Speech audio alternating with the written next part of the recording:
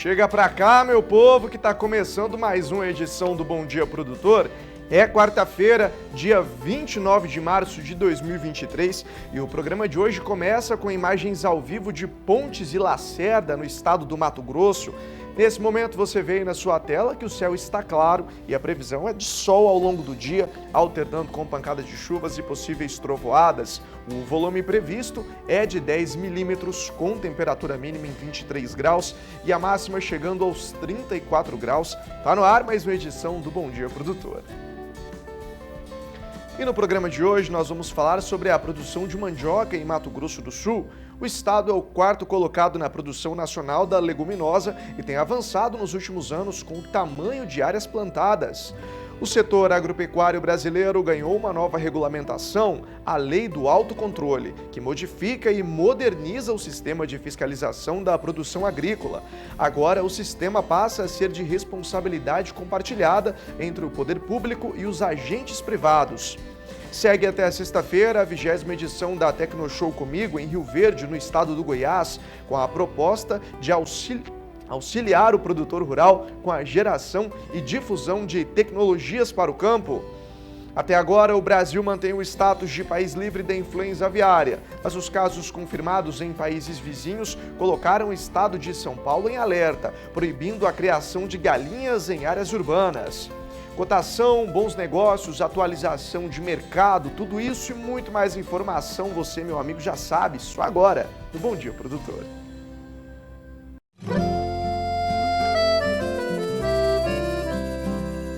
Acorda que o galo já cantou e o sol já vem fazer brotar mais um novo dia. Lenha no fogão, café pra esquentar e a bicharada no quintal. Bota pra molhar, tira leite no curral, arreia o cavalo, tem gado pra campear.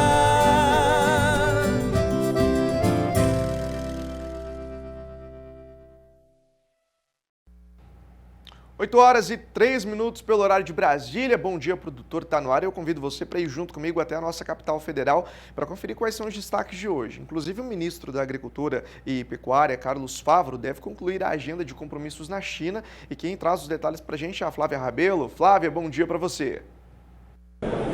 A viagem da comitiva brasileira na China acaba amanhã com o retorno do ministro Carlos Fávaro ao Brasil.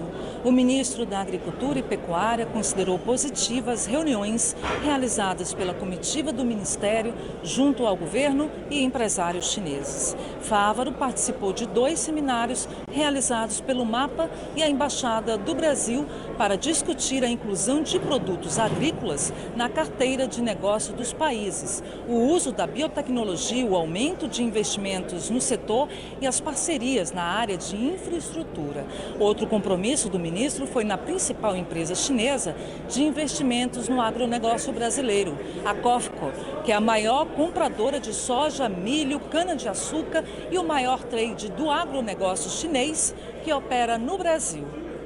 De Brasília, Flávia Rabelo.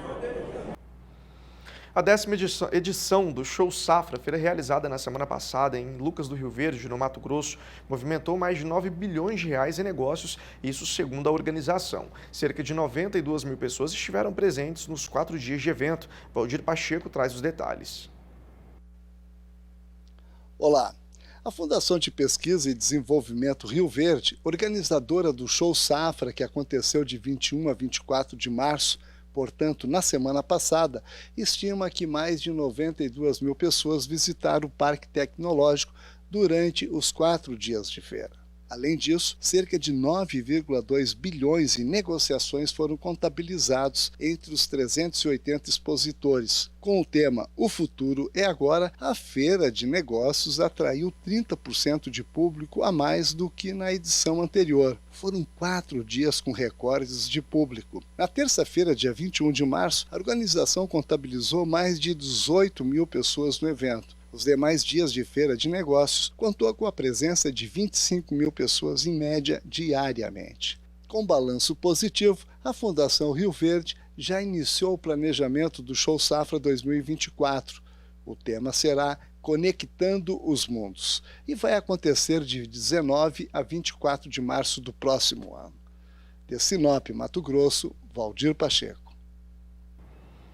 De 11 a 13 de abril, em Toledo, no Paraná, vai ser realizada a feira Inovamete, com pesquisas e inovações para a produção de proteína animal.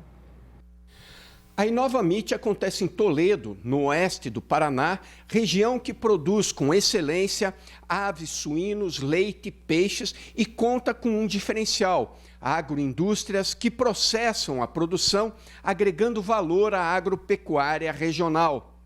Este ano, a programação do Inovamete está bastante extensa e vai abordar temas como biosseguridade, nutrição, saúde e bem-estar animal, além de inteligência artificial nos processos produtivos. A abertura do evento, no dia 11 de abril, conta com a palestra do Dr. Alisson Paulinelli, ex-ministro da Agricultura e um grande nome do setor. O secretário de Agronegócio de Toledo, Diego Bonaldo, nos fala sobre a edição do Inovamete 2023.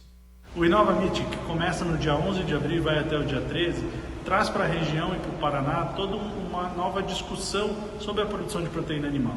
A gente vai ter grandes temas sendo discutidos com qualidade de água, produção, sustentabilidade. E no dia 11 a gente já começa com um grande nome, o Alisson Paulinelli, vem a Toledo para falar sobre o agronegócio no Brasil e o mundo. E como é que essa produção tem que acontecer, como é que a gente vai poder trabalhar com isso. Então, um grande nome, indicado com o Nobel da Paz, a gente já começa com um trabalho bem legal. Muito importante a presença de todos, inscrições gratuitas e está aí um convite para que venham para Toledo. A inscrição para o Inovamete é gratuita e pode ser feita pelo site inovamete.com.br. De Londrina, Mauro Andrade. Fruticultores da região noroeste de São Paulo começaram a colheita da atemoia, uma fruta exótica que nasceu do cruzamento entre a cherimoia e a pinha. Veja os detalhes com Gustavo D'Angelo. Ainda que não seja tão conhecida pelos consumidores, a atemoia tem conquistado espaço nos pomares aqui do noroeste de São Paulo. Os produtores comercializam o fruto entre os mercados da capital paulista e para exportação. Nesta época de início da safra, a atemoia tem mais valorização no supermercado, podendo ser encontrada por até R$ 32,00 o quilo. Porém, os preços pagos no campo estão muito abaixo do custo de produção. Tem produtor que recebe entre R$ 3 e R$ 10 pelo quilo da fruta. Mas há esperança de que os lucros sejam maiores nesta safra, por conta da melhor produtividade das árvores. Outro desafio para os produtores é encontrar funcionários ou parceiros para trabalhar nos pomares. A colheita de muitas frutas, como ocorre com a atemoia, é manual e exige certos cuidados, assim como o manejo, que necessita de mão de obra especializada, poda das árvores e tratos culturais com as doenças. De acordo com o levantamento da Secretaria de Agricultura e Abastecimento do Estado de São Paulo, a produção de atemoia em pomares paulistas é uma das maiores do país, se alternando no posto de maior produtor com o estado de Minas Gerais. Aqui em São Paulo, são mais de 400 produtores que cultivam 150 mil pés de atemoia. De Araçatuba, São Paulo, Gustavo D'Angelo. E está na hora de saber quais são os touros da semana do Genética BR. Informações do leiloeiro rural, Gabriel Borges.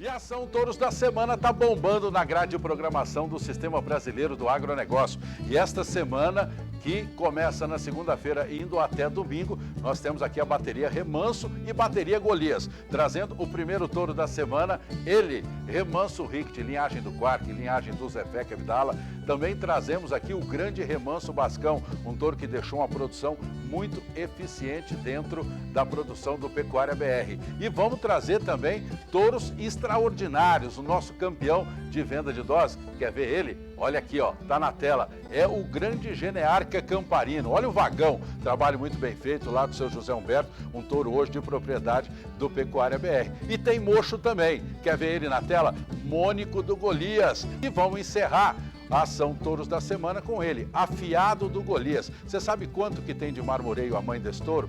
10,01 de marmoreio, que é a grande tesoura do Golias. Então, não perca a apresentação durante toda a semana da bateria Golias e também Remanso na ação Touros da Semana. A oportunidade está aí, nessa semana, apenas R$15 a dose. Lembra das regras, máximo de 100 doses por touro e pacote mínimo de 200 doses.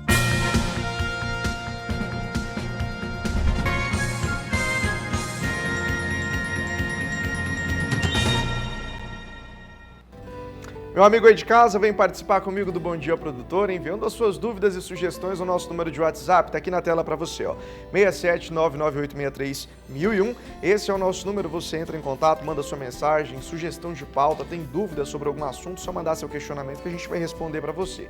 Não esquece de falar o seu nome e a cidade onde você tá mandando sua mensagem, viu? Vou pro intervalo, mas daqui a pouco volto destacando para você que o setor agropecuário brasileiro ganhou uma nova regulamentação, a Lei do Autocontrole, que modifica e moderniza o sistema de fiscalização da produção agrícola. Até já! Estamos de volta com Bom Dia Produtor, são 8 horas e 14 minutos, horário de Brasília. A gente confere agora a análise do agronegócio dessa quarta-feira. Hoje, João Pedro Cuti Dias fala sobre os resultados a longo prazo que devem surgir da aproximação do governo brasileiro com a China e a gente assiste esses detalhes a partir de agora. Essa viagem à China, que era para ter ido o presidente, infelizmente por questão de saúde não foi, já começa a mostrar resultados. Mais frigoríficos habilitados, foi suspensa a proibição das exportações de carne bovina. Só que o campo é muito grande. A China hoje tem um grande potencial, ela quer ampliar sua presença no resto do mundo. E o Brasil pode ser o grande parceiro deles. Eles têm duas questões que são básicas para eles. Uma é segurança alimentar. 1 bilhão e 400 milhões de pessoas têm que ter alimentos para atendê-los do 1º de janeiro a 31 de dezembro. Não pode nunca faltar alimentos para eles. O Brasil tem todas as condições de fornecer grãos, carnes, frutas, tudo que eles pensarem em termos de alimentação. Nós temos tecnologia, temos condições, temos água, temos terra, temos clima, principalmente nós temos gente capaz de tocar esse negócio. Então, o que nos falta? Falta infraestrutura. Aí que poderia ser o grande fundo, conseguimos recursos para investirmos em hidrovias. Mato Grosso hoje está investindo muito em hidrovias e atende toda aquela região norte. A hidrovia é menos poluente, a pegada de carbono é menor, o volume de carga, a manutenção das hidrovias é infinitamente menor do que rodovias. Então, o grande campo que o Brasil tem de investir na região amazônica é com a discussão com as hidrovias. Tem hoje empresas transportando comboios com 60 mil toneladas. Isso aí é um navio Panamax, um comboio hidroviário. Os rios da Amazônia permitem fazer isso aí. A questão da energia verde, o Brasil tem um potencial fantástico em termos de hidrogênio, por exemplo. Toda essa costa do Nordeste tem ventos, tem condições excepcionais. Tem uma certa infraestrutura de portuária que pode receber esse produto e levar ou para os países da União Europeia, para a América do Norte ou mesmo para a China. Pode ir através do canal de Panamá, tem várias alternativas para fazer isso aí. O que nós precisamos é que aqui no governo brasileiro os processos de licenciamento sejam agilizados. Ninguém pede para abrir mão, não. Mas só que tenha rapidez, tenha gente capaz, tenha técnicos capazes de dar o parecer num prazo hábil. Não adianta ficar com um projeto 3, 4 anos esperando uma definição. Aí morre o projeto, não tenha dúvida nenhuma que não vai para frente. Outro campo importante que na infraestrutura são as ferrovias. O Brasil tem condições de expandir as ferrovias e chegarmos até os portos com um custo muito mais competitivo do que nós temos hoje com os caminhões. Caminhões é o segundo transporte mais caro do mundo, só perdendo para o aéreo. Então, a China tem um know-how excepcional na construção e operação de ferrovias, além de ter equipamentos, tudo que precisa na ferrovia, eles têm condições de fornecer e fazer joint venture, associações com as empresas concessionárias do Brasil para ampliarmos a malha ferroviária. Essa malha. E o outro campo importante que o Brasil precisaria de recursos questão de armazenamento. Nós estamos chegando a 315 milhões de toneladas de grãos e a capacidade estática dos armazéns do Brasil é 150. Hoje, aqui no Centro-Oeste, você vê muito silo bag no meio das lavouras de soja, coisa que não se via antes. Por quê? Porque não estão lotados os armazéns, não tem mais condições. E agora, com essa queda no preço da soja, trancou as exportações, não está com aquela mesma fluxo que estava havendo, porque, consequentemente, não tem espaço, tem que se partir para o uso de silos bag. Então, um trabalho diplomático bem feito podia mostrar ao mundo, mostrar aos chineses principalmente, que o Brasil tem um potencial muito grande para ampliar a oferta de energia limpa, verde e grãos para a alimentação dos vários povos do mundo. Tá certo, mais informações da nossa análise de agronegócio você confere lá no portal canaldoboi.com. São 8h19, horário de Brasília. Durante a Dinapec 2023, a repórter Kylie Rodrigues conversou com o ex-senador por Mato Grosso do Sul, que também foi deputado federal e fez parte de vários projetos ligados ao setor do agronegócio, Rubem Figueiró de Oliveira. Nós vamos acompanhar como foi essa conversa. A conversa a partir de agora é com uma pessoa que a gente conhece muito bem, né, que teve uma participação muito especial no cenário do Mato Grosso do Sul. Foi senador, deputado federal, deputado estadual, participou de vários temas importantes, né? Estou falando do Rubem Figueiró, que a gente conhece muito bem no ramo do setor do agronegócio. Muito obrigada, viu, pela sua participação aqui no Canal do Boi. Quero saber dessa importância desse trabalho, né, que o senhor, junto com outras pessoas também, fizeram aí, né, no passado e que agora a gente ainda está já colhendo os frutos, né? Fala um pouquinho dessa evolução, desse trabalho do senhor. Foram mais de 50 anos de atividade parlamentar, política e também talvez uns 70 anos como produtor rural, como modesto produtor rural. Me sinto hoje, na idade alcançada, jovem, mas tenho 92 anos. 92. E me sinto ainda com energia suficiente para lembrar do meu futuro, do meu passado, que sustenta o meu futuro, evidentemente. Eu dediquei esse período todo como pecuarista, em implementar naquele período difícil, que nós não tínhamos ainda a industrialização da carne aqui no estado, ajudar a implementar a pecuária de corte, principalmente no sentido da criação do nervoso, que teve e está ainda sob os cuidados do meu filho, o Luiz Orcílio, que é conhecido. Seu filho que é pesquisador da Embrapa, gado de corte também? É pesquisador da Embrapa. Isso, ajudei tudo que pude as entidades de classe aqui.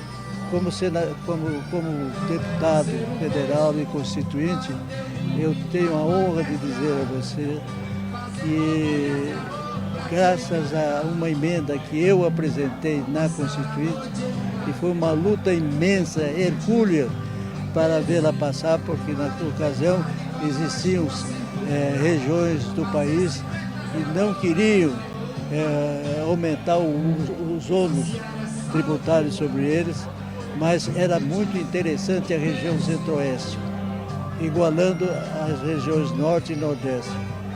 A emenda teve o sentido de dar os mesmos direitos que aquelas regiões tinham para o centro-oeste, que naquela época era Mato Grosso do Sul, Distrito Federal e Goiás. Foi uma emenda que originou o FCO. Joia, muitas informações, né? Doutor Figueiró, muito obrigada pelas suas informações. A gente só tem a agradecer, viu? Uma pessoa importante, né, que fez e faz ainda parte da nossa história do setor do agronegócio. Com certeza a gente não poderia perder essa oportunidade de estar conversando com ele. De Campo Grande, Kylie Rodrigues. Criadores de Nelore, que fazem parte da confraria da carcaça Nelore, se reuniram para um dia de campo com o objetivo de mostrar as vantagens na mudança de conceito na produção de carne no Brasil.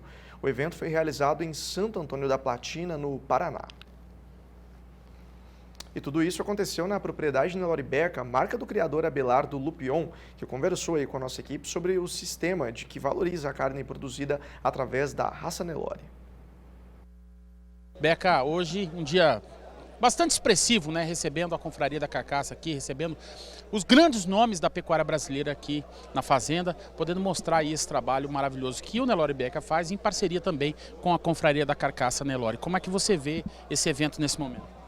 Bom, veja bem, hoje nós estamos praticamente debutando dentro desse novo sistema, tá, com o nosso gado, o novo gado Nelore Lei, o Nelore importado da Índia, junto com a confraria. Nós, quando importamos, nós não esperávamos que esse gado tivesse marmoreio, área de ouro de lombo absurda, tal. O primeiro touro que nós trouxemos aqui, o Avanindra, foi praticamente o recorde, um dos 3 melhores áreas de ouro de lombo do Brasil, 160 centímetros quadrados. Isso é inédito e era um animal importado. Com isso, nós desenvolvemos um gado aqui, tá? Hoje nós temos 519 fêmeas lei na fazenda, que tem área de ouro do lombo e marmoreio, que é a principal coisa quando você fala em aproveitamento de carcaça, né? Então, de rendimento de carcaça. Então, para isso é que nós, junto com a confraria, que temos um novo modelo para os produtores rurais. Nós estamos hoje, eu acho que em 9 estados brasileiros, vamos chegar em 13 estados brasileiros, que hoje nós temos gente de 13 estados brasileiros aqui, para mostrar que cada região nós vamos ter alguém vendendo carne de qualidade. Um criador podendo colocar, entendeu, melhoramento no seu plantel para poder ter resultados. Então esse trabalho é um trabalho muito sério, muito técnico, tá? Nós vamos hoje mostrar ciências para vocês. Hoje vocês vão ver o que é a ultrassonografia de carcaça, que ela, ao contrário do que nós temos hoje, que são projeções dos programas de melhoramento, você vai ter a medição do programa de melhoramento, inédito. Ou seja, isso ninguém transmite o que não tem. Quando o animal tem, ele vai transmitir. A repetibilidade da projeção, ela é muito pequena, ela vai a 20%, 30%, 40%. É muito raro um animal provado, entendeu, com repetibilidade alta. E nós vamos mostrar para vocês aqui os nossos animais medidos com repetibilidade muito alta através da sua produção. Então esse é um novo sistema de se pensar e nós não pretendemos aqui ter frigorífico, ter nada. Nós queremos em cada região do país, nós queremos ter os nossos representantes vendendo carne boa. Nós vamos fornecer genética e eles vão fornecer genética também, porque nós queremos, quanto mais tiver de criadores, bons criadores, tá, nós vamos poder dominar o país. Tá? Então isso é uma coisa importante, é uma proposta nova. Tá? Aqui não tem ninguém, não tem nenhum criador novo ainda, né? São todos criadores experientes que estão fazendo parte e nós sabemos o que nós podemos oferecer. Nós não estamos brincando não. A Confraria da Carcaça é uma realidade e vai se tornar cada dia mais. E esse dia de campo de hoje, qual que é a importância dele de trazer essa tecnologia, essa mudança de conceito para esses grandes criadores que estão presentes aqui, representantes, né, de várias entidades, as maiores entidades da pecuária brasileira presentes aqui hoje. Gostaria que você falasse para a gente da expectativa sobre o evento. Bom, é a melhor possível. Primeiro, são 400 pessoas, todos do ramo, não tem comedor de coxinha aqui, tá? Nada contra os comedores de coxinha, mas hoje é um evento de ciência, técnico. Sabe? Hoje nós estamos aqui para discutir um assunto extremamente importante que é a nossa vida. Todo aquele criador, aquele pecuarista está preocupado com o seu futuro. Então hoje nós estamos dando soluções para ele. Tá? Uma das soluções, né? Nós não temos todas as soluções para resolver o problema de preço de carne, qualidade de carne, tudo. Mas nós vamos dar a nossa contribuição. E isso que é importante, que o nosso povo aí do Canal do Boi assista, porque esse é um novo momento porque passa a pecuária. Tá? Quando a dor ensina a gemer. Tá? Nós estamos numa época muito difícil, mas quem tem qualidade está sobrevivendo, porque o preço no açougue não diminuiu. diminuiu para nós pecuaristas. Quando você consegue vender a tua carne, você vai ter lucro, você vai agregar valor. E a agregação de valor é o que vai fazer com que a pecuária seja efetivamente uma realidade.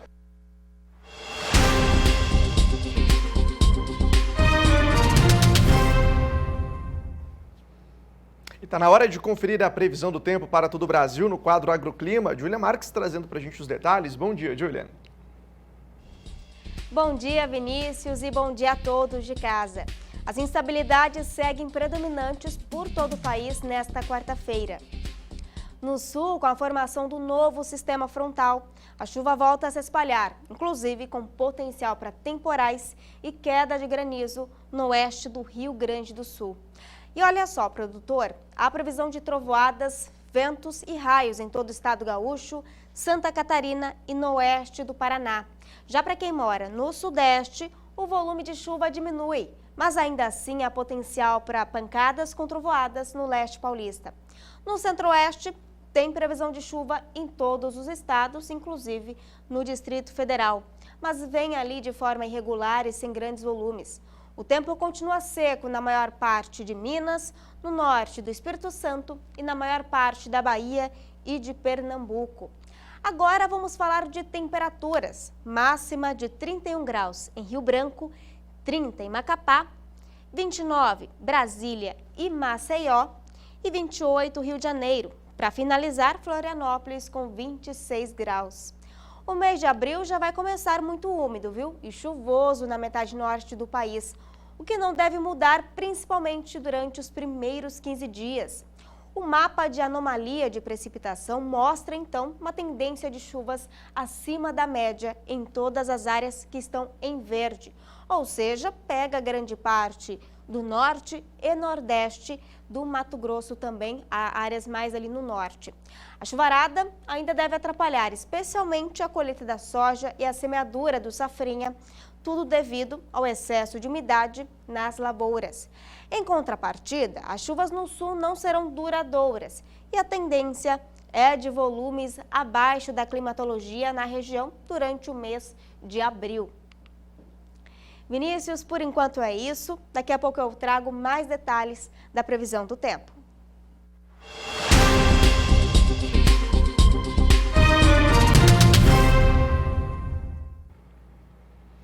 O setor agropecuário brasileiro ganhou uma nova regulamentação recente, a Lei do Autocontrole, que modifica e moderniza o sistema de fiscalização da produção agrícola.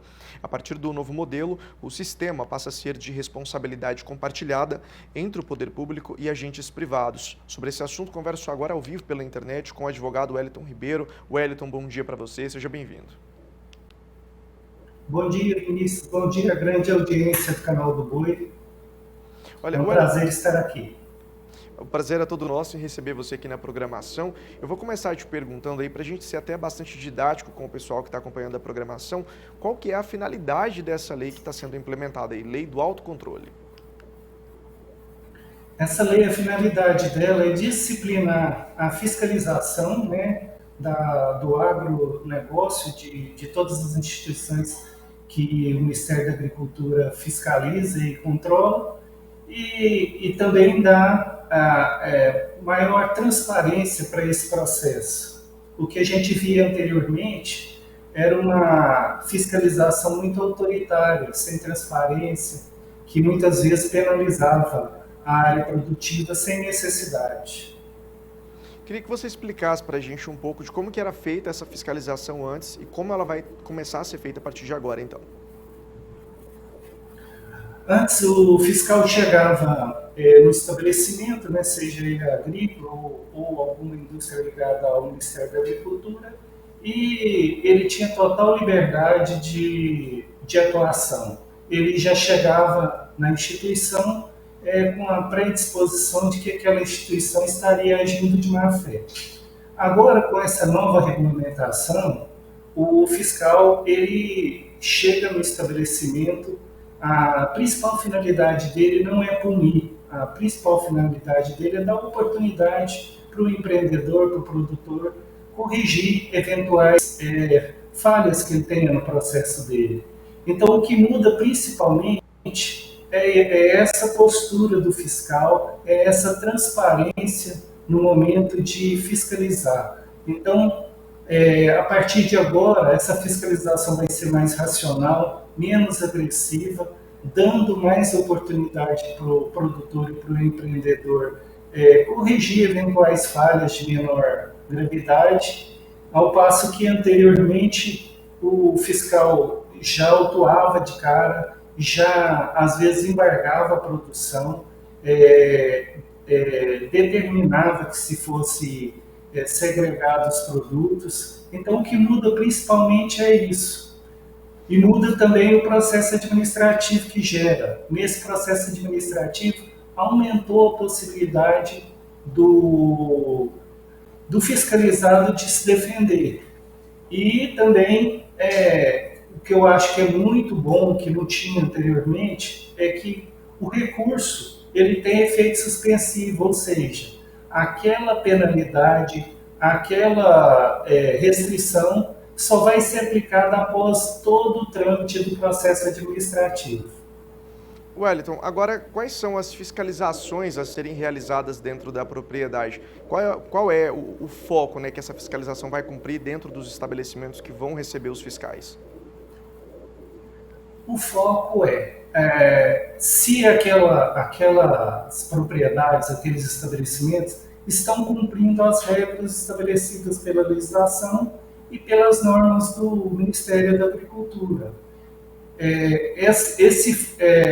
Essas normas que o produtor, que o estabelecimento deve cumprir, o fiscal chega ali para ver se ele está cumprindo todas as normas que o Ministério da Agricultura determina, que as leis determinam. Então, o foco dessa fiscalização é isso. Por exemplo, ele chega no estabelecimento onde se produz gado e vai ver se as condições sanitárias do rebanho estão de acordo com a legislação, se a vacinação foi feita de acordo com o que determina a legislação.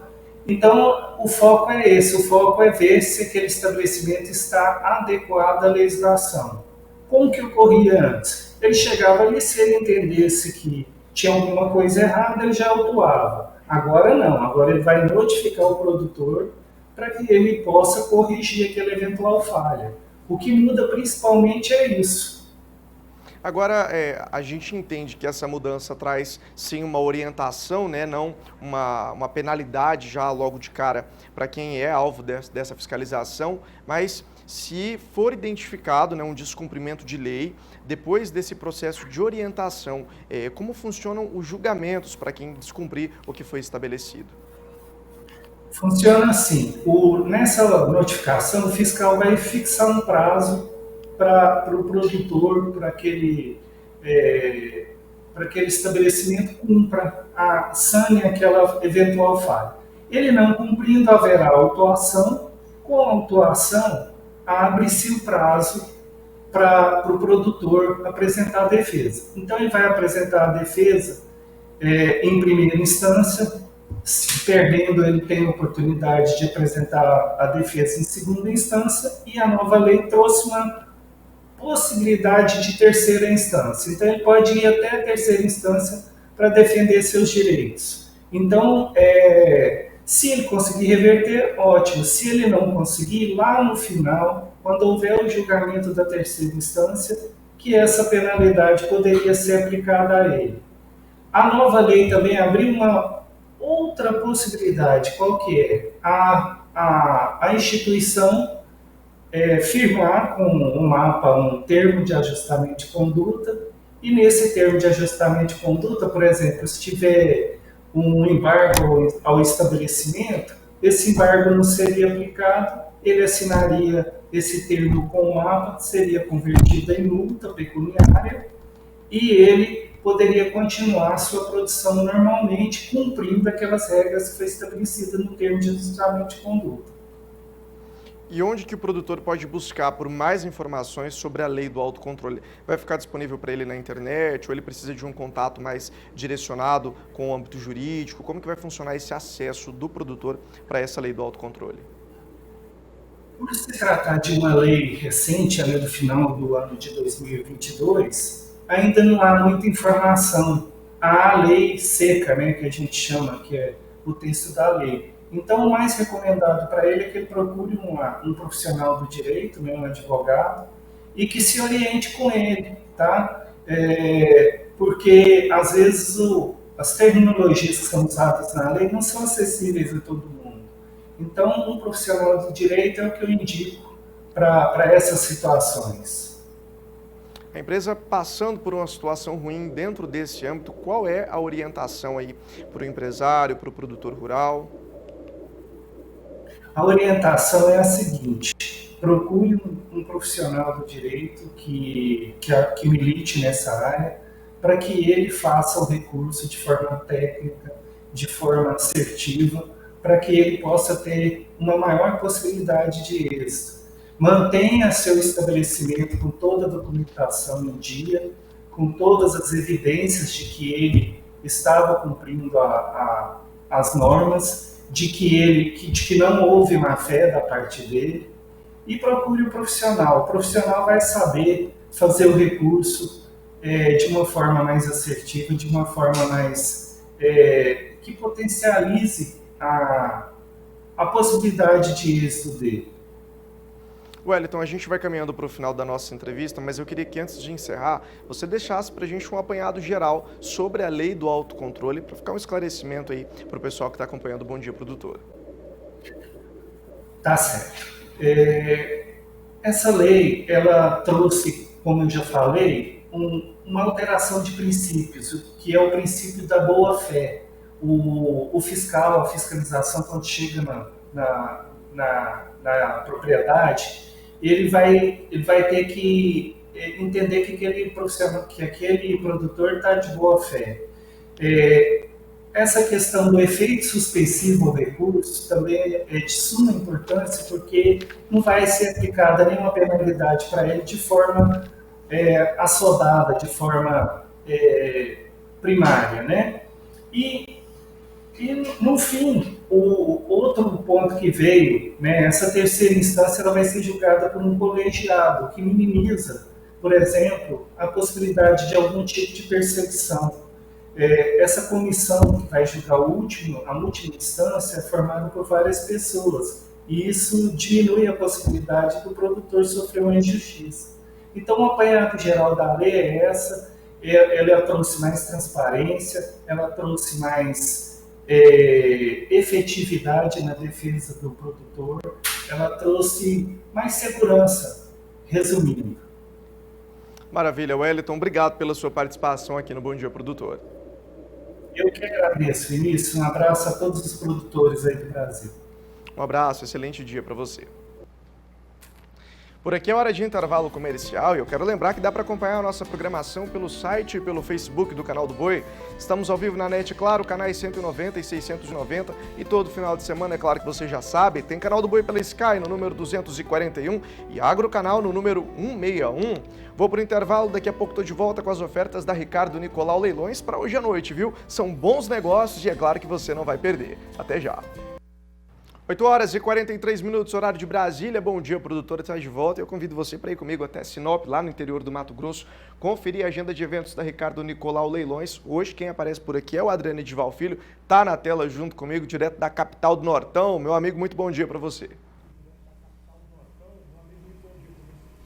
Bom dia para você, Vinícius. Bom dia para os amigos que nos acompanham, que nos assistem agora dentro do Bom Dia Produtor. A gente chega trazendo oportunidade de negócio, como você bem disse, hoje à noite com transmissão do Canal do Boi. A gente tem mais uma edição do Boi em Pauta, sempre trazendo entrevistas e sempre trazendo oportunidades de negócio. Para a entrevista que nós teremos nesta quarta-feira, hoje, daqui a pouquinho pelo Canal do Boi, a gente vai bater um papo com o nosso amigo Gustavo Lazarim da Beckhauser, que vem trazendo informações para a gente a respeito de inovação, bem-estar animal e humano, aquele manejo racional, né? Entre outros assuntos, inovações dentro da fábrica, enfim, muita conversa boa, muita prosa boa, trazendo para você informações. Logo após essa conversa, aí sim a gente tem um leilão, assim a gente tem um certame. Eu já quero aproveitar e chamar alguns lotes para você que está me assistindo, Traz para mim lá, por gentileza, o lote Y65, por favor, canal. Lote Y65, para você que está me acompanhando agora. Nós estamos falando de 61 machos, 220 quilos, um gado que está a 70 quilômetros de Alta Floresta. Você vai acompanhando aí, ó. Ela é cruzada, ela é colorida, mas é boa demais da conta. Gadão, gadão. Quero aproveitar e já mandar um abraço para o meu amigo Cairo, mandar um abraço para o meu amigo Paulo também, que são pessoas excepcionais, que estão sempre comigo aqui, junto aqui no Bom Dia, né? Você vai vendo aí um gadão de excelente qualidade, como você vai acompanhando aí agora, ó. Cruzada, ela é cruzadona, mas é boa, você tá entendendo? Chama muita atenção pela qualidade do gado. Leilão é hoje à noite pelo canal do Boi. Deixa eu mostrar mais um lote lá para quem tá me assistindo, para quem está me acompanhando. Traz para mim lá, por favor, o lote M62. Lote M62 vem chegando lá agora. Lote M62, nós estamos falando de 70 machos, 293 quilos. Olha essa imagem aérea, né? São 174 quilômetros de Matupá, lá na estrada Joaçaba. Me dá imagens, comandante Hamilton. Imagens aéreas que você vai acompanhar. O cara está com rolo. Imagens que você vai acompanhando aí agora, a 174 quilômetros de Matupá, essa na verdade já é garrote, né? Essa garrotada aí que realmente chama a nossa atenção. Por falar nisso, na mesma fazenda nós temos mais um lote lá, deixa eu mostrar, lote M63. Lote M63 vem chegando lá para nós agora, o lote M63. São 140 agora, são 140 garrotes, 310 quilos, passando um pouquinho das suas 10 arrobas, quase 11 lá. Também na mesma fazenda, a 174 quilômetros de Matupá, também lá na estrada Joaçaba. Olha aí, meu amigo, o padrão, você percebeu? Ela é um pouquinho mais pesada, né? Um pouquinho mais pesada, mas o padrão do gado é o mesmo, como você vai acompanhando aí. Chama muito a nossa atenção pela qualidade. Além destes machos que eu mostrei para você agora, nós também teremos uma oferta muito interessante de fêmeas. Quer ver? Deixa eu mostrar uma palhinha para você. O lote W21. Traz para mim lá o lote W21, por gentileza, canal. Lote W21 para quem está me acompanhando, para quem está me assistindo. Lote W21, são 94 agora, hein? São 94 fêmeas, 292 quilos, a 15 quilômetros de Apiacá. Por falar isso, essas fêmeas não servem pro cara lá que tava precisando? Serve. Então, você já mandou pra ele? Já mandei, já aí. tô interessado, já passou até a baliza. Então é isso aí, ó, fechou então, já tá interessado. Tá todo mundo interessado, tá todo mundo antenado, tá todo mundo... Mandar um abraço pro meu amigo Leandro Ribeiro. Tá todo mundo interessado, tá todo mundo antenado neste evento, nesse leilão. Ei, menina, é hoje à noite com transmissão do canal do Boi. É Boi em Pauta. É lindo. É lindo. Hã? Gerência da Daliene lá de Alta Floresta. Muito melhor de gerência esse leilão do que o passado, inclusive, viu? Muita qualidade, como você vai acompanhando aí agora. Gerente do escritório lá de Alta Floresta. Deixa eu mostrar, inclusive. Vamos fazer o seguinte, essas são algumas das ofertas que nós teremos para o Boi em Pauta de hoje à noite pelo canal do Boi. Vamos agora para a Jacamim, o caminho para a alta produtividade. Já traz para mim lá a imagem do Zodíaco.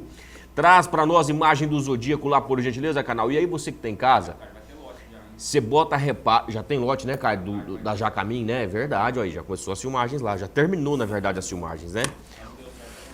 Tá lá, então tá certo, daqui a pouquinho tem imagem. Então você vai vendo agora o Zodíaco. Olha que lepa de reprodutor este touro. Deixa eu passar a capivara dele para você, inclusive. O Zodíaco, ele é um irmão próprio do 01, irmão próprio do 01 que tá lá na alta. Este touro aí, ele é campeão em vaca quark colonial. Então falar isso aí é chover no molhado, né? Um touro de bons aprumos, de aprumos corretos, um touro com a linha dorso-lombar muito interessante, de um posterior também excepcional, uma musculatura proeminente, né? Olha a garupa dele lá onde desce o patinho, olha que qualidade que tem. É disso que nós estamos falando, um gado realmente para fazer gado, para você que quer fazer daquele bezerro pesado. Olha a oportunidade passando aí na sua tela, ó. Nós temos lá, já tem disponível dele 8.000 doses, para você ter uma ideia, já tem 8.000 doses desse touro em estoque. Já tem 8.000 doses desse touro em estoque e a expectativa é que ele produza de 30 a 40 mil doses. Ele é do Glauco, ele é do Marcos Vilela e também do Glauco Franco. Os dois lá se uniram e vão comercializar 33% do reprodutor, ok? Esse touro aí. Traz para nós agora o pool de imagens lá também, para a turma agora dar uma olhada na panorâmica, né? Para a turma agora dar uma olhada nela como um todo. Traz para nós lá, por gentileza, agora o pool de imagens, porque eu vou te falar como é que vai ser a programação lá na Jacamim. Lá vai funcionar da seguinte forma, deixa eu passar para você. Ó, no dia 14 de abril, que vai ser o dia de campo, dia 14 de abril é o dia de campo. No dia 15 de abril, aí é o leilão. Então, no dia 14 é na sexta, no dia 15 é no sábado, ok? No dia 14 nós vamos ter uma recepção, capaz com um doce de leite lá da dona Tatiana. Nós vamos ter aí você vai conhecer a fazenda, vai rodar na fazenda lá. Quando der 16 horas e 30 minutos, nós vamos ter uma mesa redonda com nada mais nada menos que o professor Zequinha, com o doutor Neucino de Paula e com o doutor Manuel de Sá Filho. Como é que fala no exército? A patente. A patente mais baixa que a gente vai ter lá é de doutor, tá certo? Nas palestras. Aí no dia 15 de abril, isso é no sábado, na sexta. Aí no sábado, no dia 15 de abril, antes do leilão às 10 horas, nós vamos ter uma abertura, vamos bater um papo com a doutora Roberta Gestal, vai ter uma palestra dela, né, da doutora Roberta Gestal, da Melhora Mais, sempre com muitas informações muito interessantes. A Roberta Gestal é profissional de um gabarito incrível, né? E aí, às 11 horas, nós teremos lá uma palestra com o Miguel Cavalcante. Miguel Cavalcante, que é do Beef Point. E Beef Point, Milk Point também. Esse cara é fantástico, né? Fantástico. E ele vem trazendo pra gente informações também a respeito de planejando a próxima safra. Então, já caminho com certeza dias muito produtivos. Por que eu estou falando dias? Porque são 2 dias, né? Na sexta e no sábado. Sexta-feira você vai conhecer a fazenda, mesa redonda, uma conversa muito interessante. No sábado, 2 palestras e o leilão, tá certo? Muita qualidade, lembrando que esse leilão é no dia 14 e no dia 15 de abril e hoje à noite, com transmissão do Canal do Boi, tem mais um Boi em Pauta. Meu amigo Vinícius, assim eu encerro por aqui. Um forte abraço a você, a sua equipe e para quem sempre acompanha a gente aí dentro do Bom Dia Produtor. Até mais, tchau, tchau. Valeu, meu amigo, obrigado pela sua participação. Bons negócios aí direto da capital do Nortão. Tem mais detalhes lá no portal canaldoboi.com. 8 horas e 52 minutos, horário de Brasília. Destaco para você que, como 4º colocado na produção nacional de mandioca, tendo colhido aproximadamente 958 mil toneladas no ciclo passado, 5,5% do total produzido no país, Mato Grosso do Sul tem avançado de maneira considerável nos últimos anos, com o tamanho de áreas plantadas com esta leguminosa. De acordo com o último levantamento realizado pela Embrapa, em 2021, esse número alcançou quase 45 mil hectares. E com esse cenário positivo, a quantidade de fecularias instaladas em todas as regiões do estado também tem aumentado de maneira significativa. A boa e velha mandioca, também conhecida como aipim ou macaxeira, é um dos alimentos mais consumidos no mundo todo, principalmente em regiões de clima tropical, onde o cultivo ocorre com maior intensidade.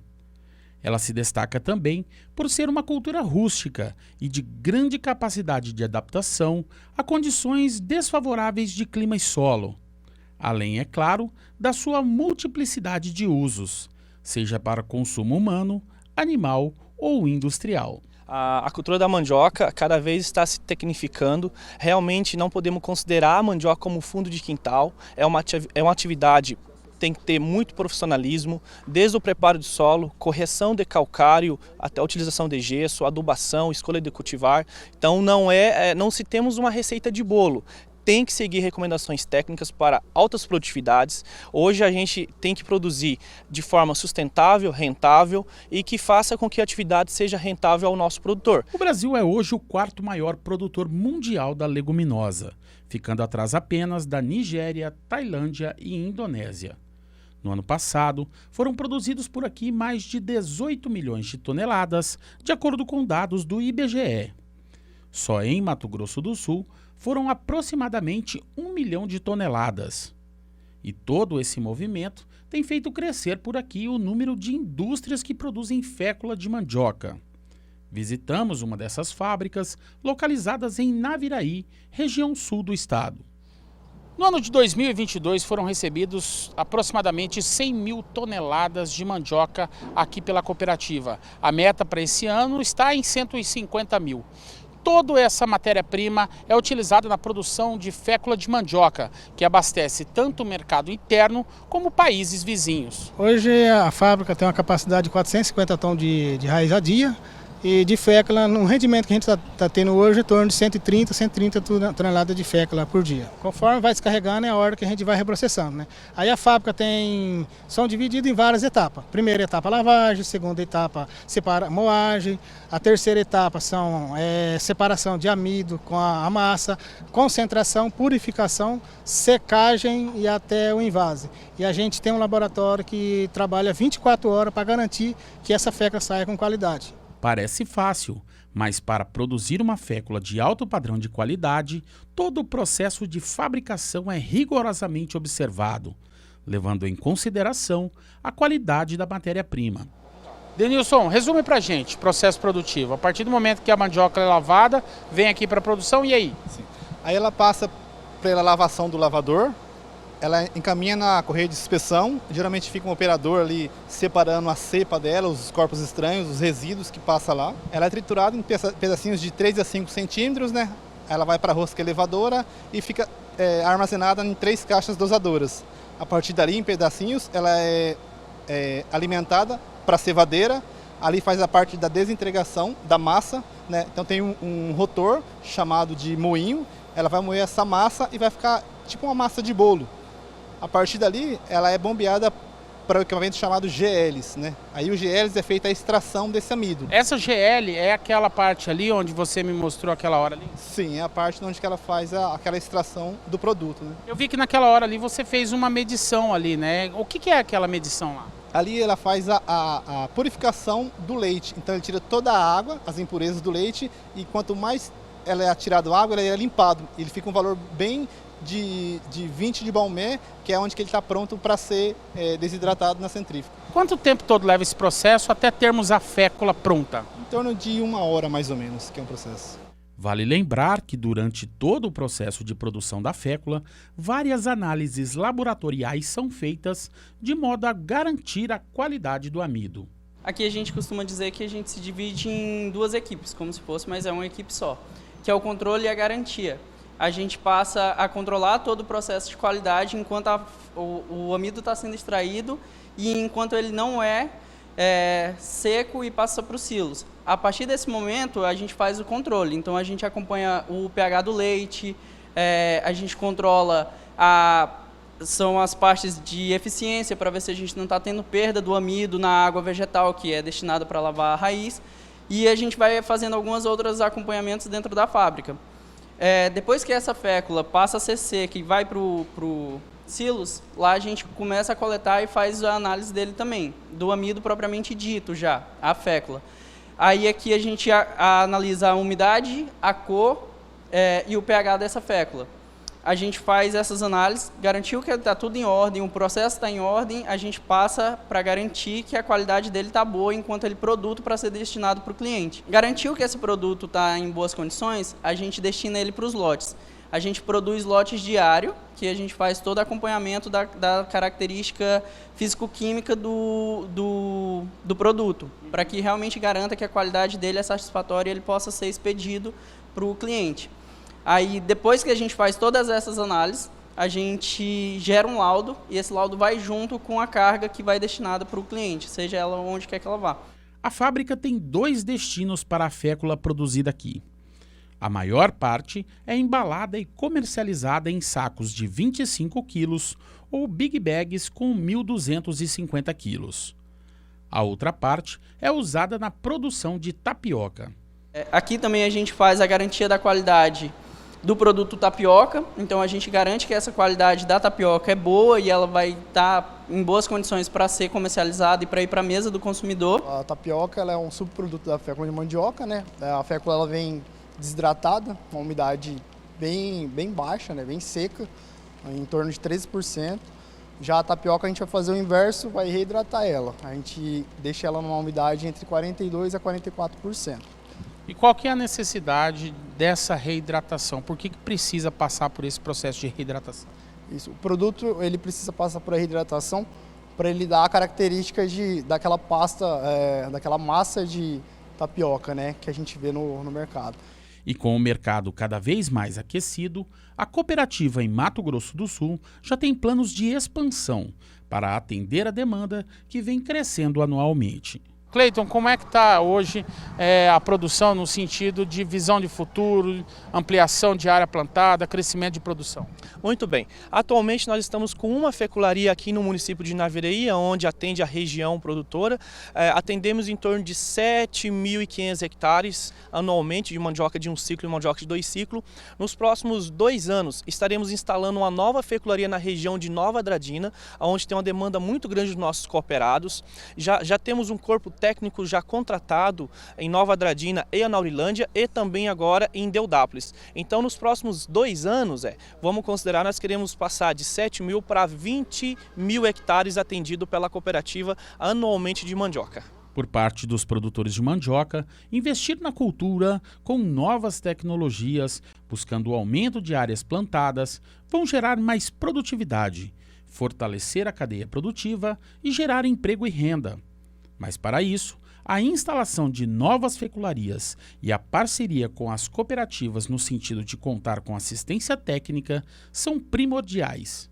Com a instalação da fecularia aqui pela Copasul, isso daí veio ajudar a muito os produtores aqui da região, que veio a favorecer bastante essa logística de entrega da produção, que é um produto assim que é perecível, né? Ela aguenta castigo, mas quanto mais rápido a gente colher e industrializar esse produto, nós vamos conseguir um produto, uma fécula de melhor qualidade. E o quesito mais importante na produção da lavoura na roça é a assistência técnica. E para isso daí a cooperativa incentiva bastante os produtores a participar de dias de campo. A própria cooperativa realiza todo ano dia de campo, para mostrar, trazendo os pesquisadores de fora, para mostrar os avanços na lavoura de produção de mandioca, porque é uma lavoura assim, que ainda não tem tanto estudo como a soja e o milho, né? E para isso daí a cooperativa está presente, né, fazendo todo esse trabalho de forma que o produtor da Copasul e da região tenha uma maior opção de diversificação na sua produção. De Naviraí, no Mato Grosso do Sul, José Cunha.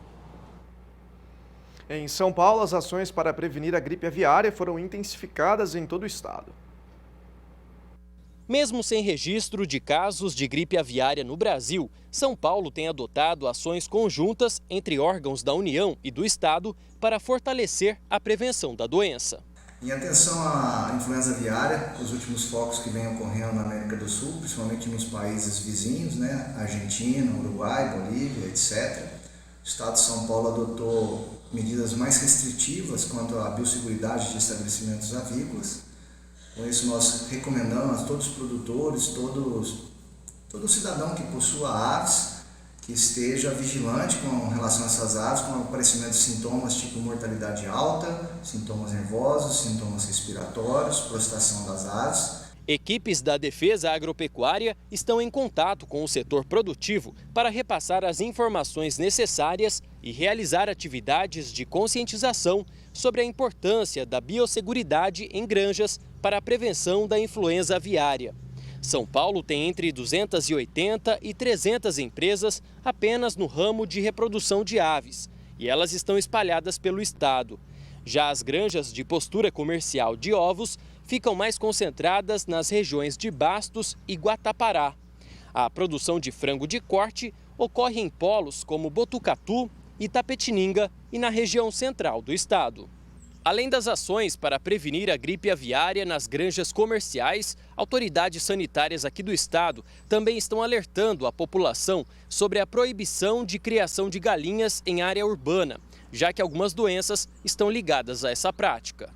Em caso de suspeita de gripe aviária, qualquer cidadão pode fazer a notificação na Defesa Agropecuária do seu município para que sejam tomadas as devidas providências. Também está em vigor desde o ano passado o Plano de Vigilância da Influenza Aviária, que consiste em busca ativa em aves. Amostras já foram coletadas em granjas comerciais e neste começo de ano o foco são aves de subsistência em áreas de risco, como rotas de aves migratórias. Solicitamos ao produtor, ao cidadão comum, que ao avistarem aves doentes, aves mortas, não as toquem, mas sim entrem em contato com alguma unidade nossa de defesa agropecuária que o mais brevemente possível, para que a gente possa estar fazendo um atendimento, colheita de amostras e verificando a possível incidência de influenza no nosso território. Nós temos que trabalhar junto no sentido de prevenção à influenza aviária no estado. De Araçatuba, São Paulo, Gustavo D'Angelo. Participe do Bom Dia Produtor enviando as suas dúvidas e sugestões de pauta no nosso número de WhatsApp 67998631001. Estou esperando sua mensagem, daqui a pouco estou de volta com detalhes da previsão do tempo no quadro Agroclima. Até já! Estamos de volta com Bom Dia Produtor. Abro esse bloco destacando para você o sistema do plantio direto na palha, criado por produtores rurais do Paraná, que completou no ano passado 50 anos de existência. Herbert, Nono, Pereira e Frank são considerados os precursores do sistema plantio direto na palha, que revolucionou a agricultura brasileira. Você confere mais detalhes agora, contando um pouco da história do plantio direto na palha. O sistema plantio direto na palha teve a sua origem no início da década de 70, quando 3 produtores rurais, preocupados com as perdas do solo devido à erosão, resolveram inovar, deixando de lado o sistema convencional de preparo do solo, trazendo uma novidade no modelo agrícola brasileiro. Mas quem vai nos contar essa história é Dr. Ricardo Hallich, que é membro da Federação do Sistema de Plantio Direto na Palha. Hallich, conta um pouquinho para nós o início, os precursores do sistema do plantio direto na palha. Olá, Mauro. De fato, acho que vale a pena a gente contextualizar um pouco isso. Como você estava dizendo, o grande problema que havíamos na época do sistema convencional era o preparo de solo. Então, isso com a intensificação da agricultura e o surgimento do ciclo da soja, aí acabou trazendo uma intensificação da erosão, né? A erosão foi ficando muito agressiva, muito forte e sem controle. Havia uma generalizada preocupação com a erosão, mas poucos tiveram a iniciativa de mudar alguma coisa. A principal foi do Herbert Bartz em Rolândia, na fazenda Renânia, e que ele foi buscando alternativas, ele não queria mais preparar o solo, ele disse que não tinha mais como preparar o solo, não funcionava, e ele foi em busca de alternativas e encontrou uma alternativa nos Estados Unidos, que já faziam no-till há 10 anos. Então, em 1972, ele iniciou na propriedade dele, importando uma semeadora dos Estados Unidos, um sistema sem preparo de solo, o plantio direto. E isso foi evoluindo muito, e aí a entrada de outros agricultores pioneiros importantes, né? E quando você fala dos 13, sem dúvida a gente se refere ao Bartz como grande pioneiro, ao Nono Pereira de Palmeira, que foi um grande difusor e implementou diversas técnicas, inclusive muito associado à indústria de semeadoras, né? Com a Semeato ele fez um trabalho sensacional, e o Frank Dijkstra como o terceiro pilar desses 3 aí, como sendo divulgador, difusor dessas ideias, deram muitas palestras e intensificaram a proposta desse sistema. Então isso foi o início do sistema. Os 3 precursores, Herbert Bartz, Nono Pereira e Frank Dijkstra, enfrentaram todo tipo de dificuldades. Não haviam máquinas para semear o solo diretamente, sem o uso do arado e da grade, além da inexistência de herbicidas eficientes para o controle de plantas daninhas. Certamente não foi fácil, e conversando com eles, infelizmente o Bartz faleceu já, e Nono também, então a gente hoje tem contato com o Frank, mas conversando com o Nono e com o Bartz, com quem nós tivemos muito contato, eles relatavam isso, as dificuldades que haviam técnicas, mas as resistências pessoais que haviam também. Então essa quebra de paradigma é sempre difícil, né?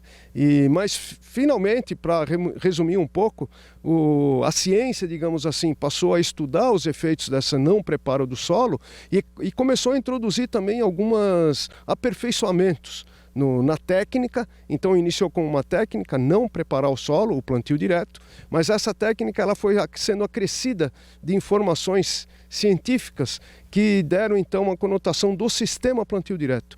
E aí que criam então os pilares e a concepção que está evoluindo até hoje. Ela está evoluindo até hoje, então tem muita coisa ainda para descobrir e para ser feita. Durante estas 5 décadas de existência, o sistema do plantio direto na palha vem evoluindo constantemente e hoje conta com 3 pilares básicos que fundamentam o modelo. Bom, os 3 pilares, vamos então pela ordem cronológica dos acontecimentos. O primeiro foi o não preparo de solo, então plantio direto. No-till, que veio dos Estados Unidos. Talvez valha a pena a gente citar por que nos Estados Unidos foi concebida essa ideia de não preparar o solo. A preocupação nos Estados Unidos era energética, era consumo de combustível. Eles queriam reduzir as operações que demandavam muito combustível. Preparo de solo. E aí houve então essa proposta do no-till, não preparar o solo e semear diretamente sobre os restos culturais, ou na verdade eles até queimavam a palha para não atrapalhar a semeadura. Então era simplesmente não preparar o solo. O primeiro pilar, não preparar o solo, então não revolver o solo. Ou o que a gente chama de mobilização mínima, mobilizar só a linha de semeadura, ou sulco de plantio, ou coisa do tipo. Então esse é o primeiro conceito, primeiro pilar. O segundo pilar, que veio sendo estudado, e aí eu digo que isso se consolidou na década de 90, que foi a cobertura permanente. Então manter o solo com palhada, pode ser palhada, e melhor se for planta viva. Então, cobertura morta ou viva, o solo permanentemente coberto protege o solo da agressividade do clima, insolação e chuvas torrenciais. Então, esse é o segundo pilar. O terceiro pilar é a rotação de culturas. E aí a gente fecha no conceito do sistema plantio direto. Precisa ter rotação de cultura para ter diversidade de plantas, para ter um enriquecimento da atividade biológica do solo, consequentemente da fertilidade. E isso que fez a revolução agropecuária do Brasil. Foi essa concepção que revolucionou a agropecuária no Brasil, deixando de ser importadores de alimento para ser grandes exportadores de produtos agrícolas de uma forma geral. De Londrina, no Paraná, Mauro Andrade. E segue até sexta-feira a 20ª edição da Tecnoshow Comigo. A feira é realizada no Centro Tecnológico Comigo, na cidade de Rio Verde, a cerca de 200 quilômetros de Goiânia. A proposta deste ano é auxiliar o produtor rural com geração e difusão de tecnologias. Informações com Ana Paula Bellini. Olá, bom dia a você, bom dia a todos. Estamos aqui diretamente da Tecnoshow 2023, que traz uma vitrine de tecnologia e inovações para o campo, também de muita informação. E aqui do meu lado está o Leonardo José Mota Campos, que é o pesquisador da Embrapa Soja. Muito obrigada pela sua participação, bom dia. O que a Embrapa está trazendo aqui de novidade na Tecnoshow? Bom dia. Então, nessa feira Tecnoshow a gente tem diversas tecnologias, né? Nós buscamos sempre resolver ou melhorar as condições e os problemas do produtor, né? Trazendo ganhos para a agricultura. Então nós temos muitos bioinsumos que são micro-organismos benéficos que podem ser utilizados para controle de pragas, para resistência à seca, para fazer a nutrição da planta. Então esses produtos estão cada vez mais desenvolvidos e eles são apresentados aqui. A gente já tem produtos que podem ser utilizados hoje mesmo pelo produtor. Nós temos vários cultivares que são apresentados aqui, que estão sendo lançados, cultivares de soja, cultivar de algodão, cultivar de trigo, que está sendo tropicalizado aqui para a região do Cerrado, né, e está tendo resultados muito bons. Nós temos um amendoim forrageiro que pode ser utilizado na alimentação animal. Temos também o grão de bico, que pode ser utilizado também como uma cultura para gerar divisas, aí, mais divisas para o produtor. Né? Temos alguns micro-organismos que a gente fez uma demonstração in loco aqui no stand da Embrapa. Temos a soja também que estão sendo lançadas, sojas transgênicas e sojas convencionais. Né? Então essas tecnologias todas são disponíveis aí para o produtor. E eu tenho certeza que vão trazer ganhos de produtividade e de ganhos econômicos também para o produtor que conseguir e quiser adotar essas tecnologias. A gente está falando aqui, a Tecnoshow também traz muita informação, são centenas de palestras. O que a Embrapa também está trazendo aqui de informação para quem passa aqui na Tecnoshow? Bom, nós tivemos uma palestra de inoculação de gramíneas. Nós temos amanhã também uma palestra com o arroz no sistema de irrigação, o arroz melhorando esse sistema de irrigação, trazendo ganhos financeiros, ganhos econômicos e ganhos técnicos também para as culturas que são semeadas nesse sistema de irrigação. E por último nós vamos ter também uma palestra da Associação Brasileira de Bioinovação, né, onde eles vão falar sobre os bioinsumos, né, apresentando as vantagens desses bioinsumos aí para a agricultura brasileira. A gente está aqui em Goiás, que é um dos principais produtores de grãos do estado. A gente sabe da importância do estado aqui para todo o Brasil, né, na produção de grãos. Como é que a Tecnoshow, essa feira aqui, serve também para incentivar? E qual é a importância dessa feira para a produção de grãos? Olha, para a produção de grãos e para a pesquisa é muito bom, porque a gente consegue um contato mais direto com o produtor. Né? Então o produtor ele pode verificar, né, aqui no stand, ele pode verificar as tecnologias que estão sendo disponibilizadas aí para esse produtor, né, que podem ser, são os últimos lançamentos dessas tecnologias, e a gente precisa dessas feiras para mostrar essa tecnologia, conversar com o produtor, entender um pouco do produtor e até melhorar essa tecnologia de acordo com a resposta do produtor, né? O produtor também nos ajuda a entender como que a gente pode melhorar a disponibilização dessa tecnologia e a forma como a gente utiliza essa tecnologia. Muito obrigada pela sua participação aqui no Canal do Boi. Então é isso, a Tecnoshow que continua até a próxima sexta-feira com muita inovação tecnológica e muita informação aqui. O estande da Embrapa vai ficar aqui também até a próxima sexta-feira. Quem quiser, o produtor rural, todo mundo que passar pela Tecnoshow pode passar por aqui e conhecer todas as novidades que estão disponíveis na Tecnoshow 2023. Volto com vocês.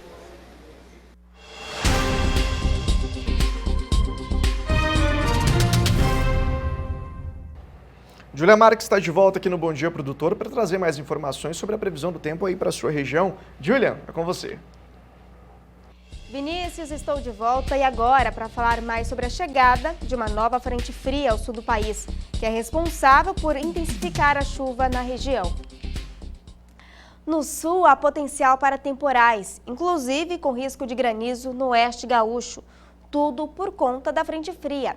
Já no sudeste, o volume de chuva diminui após a última frente fria se afastar. Mas ainda assim, há potencial para pancadas de chuva com trovoadas no leste paulista, além, é claro, de ter grande variação de nebulosidade. No centro-oeste, tem previsão de chuva em todos os estados, inclusive no Distrito Federal, mas vem ali de forma irregular e sem grandes volumes. Tempo instável e com chuva ainda na maior parte da metade norte do país, com previsão de chuva volumosa novamente em Manaus, no oeste do Pará e também na faixa norte, que vai desde o nordeste do Pará até o Rio Grande do Norte. Tempo seco predominando apenas na maior parte de Minas, no norte do Espírito Santo e na maior parte da Bahia e de Pernambuco.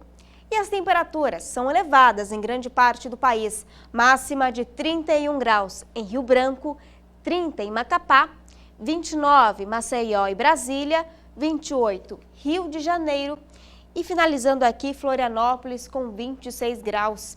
Entre os dias 4 e 9 de abril, o tempo mais seco volta a se espalhar pela maior parte da região sul do país, o que deve favorecer os trabalhos de finalização da colheita da soja e a semeadura do safrinha e o sorgo.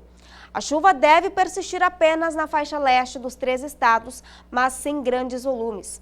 E olha só, os últimos dias de março e os primeiros de abril serão marcados por chuva significativa no centro-leste paulista, no sul de Minas e no Rio de Janeiro, devido à passagem de mais uma frente fria nesses próximos dias.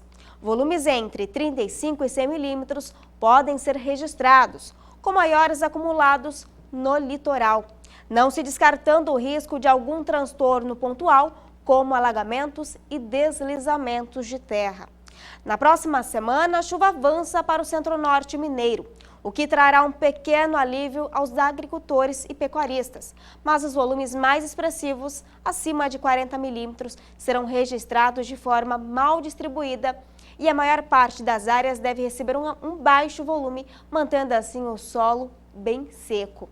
Já no centro-oeste, a chuva volumosa persiste no noroeste de Mato Grosso nos próximos dias, ainda sob efeito de instabilidades tropicais mais organizadas na região norte, ou seja, a chuva será mais pontual, atrapalhando assim as atividades de campo nessas áreas. Enquanto isso, na maior parte da região central, a chuva continuará irregular e sem grandes volumes até o dia 3 de abril. Entre os dias 4 e 9 de abril, a expectativa é de chuvas volumosas entre o centro-norte de Mato Grosso, partes de Goiás, com volumes ali que podem variar entre 35 e 70 milímetros, o que pode sim impactar negativamente o andamento das atividades de campo, especialmente a semeadura do safrinha. Por outro lado, no Mato Grosso do Sul, a condição é de tempo seco, favorecendo a colheita da soja e o plantio do safrinha e do sorgo.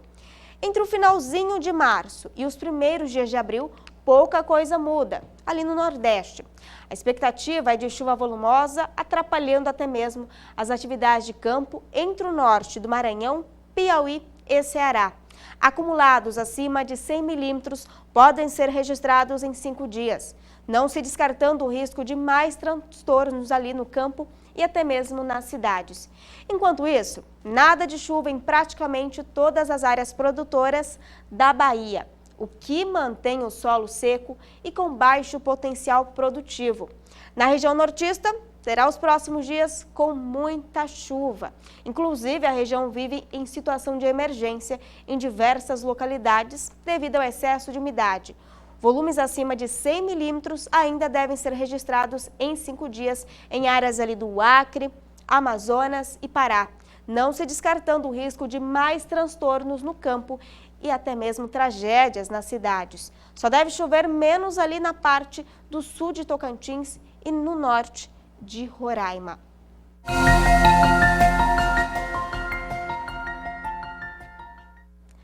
E agora chegou a sua vez aqui no Agroclima. E a previsão do tempo hoje vai para o Jerônimo Agenor, de Castilho, São Paulo. Jerônimo, muito obrigada por acompanhar o nosso programa, viu?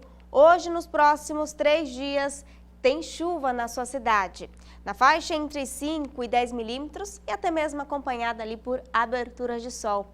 Máxima hoje, 34 graus e a mínima, 22.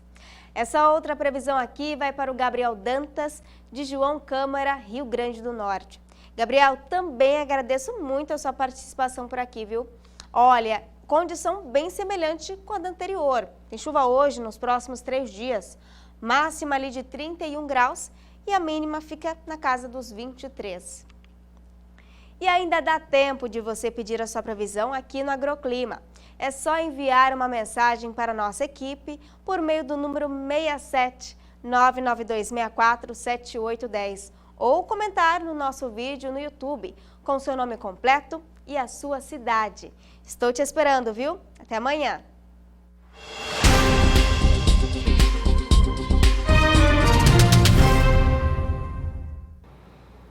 As exportações brasileiras de genética de aves cresceram mais de 86% em fevereiro.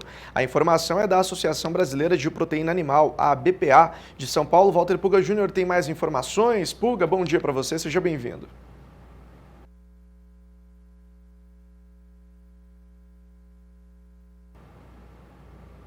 Bom, nós tivemos um pequeno problema no áudio do Puga, mas daqui a pouco já vai ser consertado. Enquanto isso, você pode conferir essa e outras informações acessando ao nosso portal canaldoboi.com. Lá você fica por dentro das atualizações de mercado, todas as informações aí para você. Sinal do Puga foi restabelecido, a gente volta com ele a partir de agora. Puga, bom dia para você. Bom dia a você, bom dia a todos. De fato, as exportações de genética avícola brasileira crescem e crescem rapidamente. Para ter uma ideia, elas aumentaram mais de 86% em fevereiro. E o México foi o principal destino das cargas no primeiro bimestre, segundo a Associação Brasileira de Proteína Animal. No mês passado, o Brasil exportou, 2.300 toneladas de material genético avícola, incluindo pintos de um dia, ovos férteis e aumentou com isso 86,2% a mais do que em fevereiro do ano passado. São os dados apurados pela BPA. A receita obtida com os embarques de genética avícola cresceram mais de 57%. O Brasil já faturou no primeiro bimestre 21 milhões de dólares só com genética de aves. O desempenho também foi positivo no primeiro bimestre, quando o volume enviado cresceu quase 92% para 4.600 toneladas. A receita resumindo, 62% maior, ou seja, mais de 42 milhões de dólares, né? O desempenho, portanto, é muito grande, muito melhor. E o Brasil vai se posicionando aí, lógico, como o maior exportador de carne de frango do mundo, que tem sido amplamente noticiado. Mas, diante disso, há uma grande preocupação e aumenta a preocupação do produtor brasileiro e das autoridades sanitárias com a gripe aviária. Porque um estudo feito pela Fundação Getúlio Vargas aponta que a gripe aviária, chegando ao Brasil, poderia causar perdas de até 13 bilhões e meio de reais. É um estudo da FGV que foi apresentado ontem na Expo Meet, né? Segundo essa pesquisa, em caso de entrada da gripe aviária no Brasil, o país deixaria de exportar o equivalente a 7 bilhões de reais. Além disso, a doença e a perda de 46 mil empregos na cadeia produtiva e demais segmentos relacionados com a comercialização de aves, como a produção de insumos, poderia causar aí um prejuízo ainda maior, né? É o que argumenta a Thalita Priscila Pinto. Ela é pesquisadora do Centro de Agronegócios da FGV Agro, né? Por causa disso, lógico, o governo ampliou e intensificou a fiscalização, a prevenção à entrada da doença, que foi registrada já em países vizinhos, né? Em paralelo, o Ministério da Agricultura já negocia, veja, atualizações nos certificados sanitários com alguns importadores de frango brasileiro, para evitar que, em caso de gripe aviária, as exportações sejam interrompidas mesmo com a ocorrência de gripe aviária. Aliás, o Departamento de Saúde Animal da Secretaria de Defesa Agropecuária, né, a coordenadora de assuntos estratégicos desse departamento da Secretaria de Defesa Agropecuária, Anderlise Borsoi, divulgou uma nota via Sindicato Nacional dos Auditores Fiscais, que é preciso mesmo renegociar a certificação sanitária que o Brasil tem para que não haja interrupção com o comércio entre esses países. Ou seja, gripe aviária preocupa e já há uma articulação não só para prevenção, para intensificar a fiscalização, a constatação, mas renegociação de certificados sanitários. Importantíssimo isso. Agora, o destaque que vem no noticiário hoje internacional é que o Brasil já assinou acordo com a China, aliás, foram 21 acordos que estão sendo assinados, né? E decidiu que vai firmar mesmo aquele acordo para exportar para a China sem utilização do dólar. O assunto é destaque nas principais agências de notícias do mundo. Os exportadores brasileiros agora não precisarão passar pelo dólar para fazer suas transações comerciais com a China, né? Um acordo entre os dois bancos centrais, Banco Central do Brasil e Banco do Povo da China, foi anunciado pelo Ministério da Fazenda brasileiro durante um seminário em Pequim nesta quarta-feira. Segundo o governo, os bancos brasileiros também poderão passar a usar o sistema de pagamentos na China. Tudo isso já estava sendo negociado na primeira gestão do presidente Luiz Inácio Lula da Silva, lá atrás, mas só acabou consolidado agora. Agora, isso não é novidade para os chineses, não. Eles têm o mesmo tipo de operação com o Chile e com a Argentina, por exemplo, e diversos outros países no mundo. Portanto, não é novidade para os chineses esse tipo de acordo. Agora vamos rapidamente ver o que ocorre com o dólar, porque agora há pouco o dólar vinha em forte queda, veja, o dólar vinha em baixa, chegou a arrasar fundo aí a faixa dos R$ 5,15. Agora a 5,16 mais 5, o dólar está estável, mas abriu em queda, chegou a operar na faixa de 5,15, ou seja, o dólar vai consolidando valores mais baixos do que nós vimos recentemente frente ao real. E lá fora o que acontece enquanto isso é que o dólar tem alguma recuperação lá fora, o índice dólar mostra o dólar subindo 0,14%, isso é o índice, né? Ou seja, alguma valorização do dólar frente às moedas mais fortes do mundo já ocorre lá fora. Essas são as principais informações até este momento, eu encerro por aqui, é com você, Vinícius. Valeu, Pulga, obrigado pela sua participação, ótimo dia para você. Muito obrigado pela sua audiência, daqui a pouco o Bom Dia Produtor fica disponível na íntegra no nosso canal do YouTube e você nos acompanha pelo portal canaldoboi.com ao longo do dia. Para você, uma excelente quarta-feira, até amanhã. Tchau, tchau.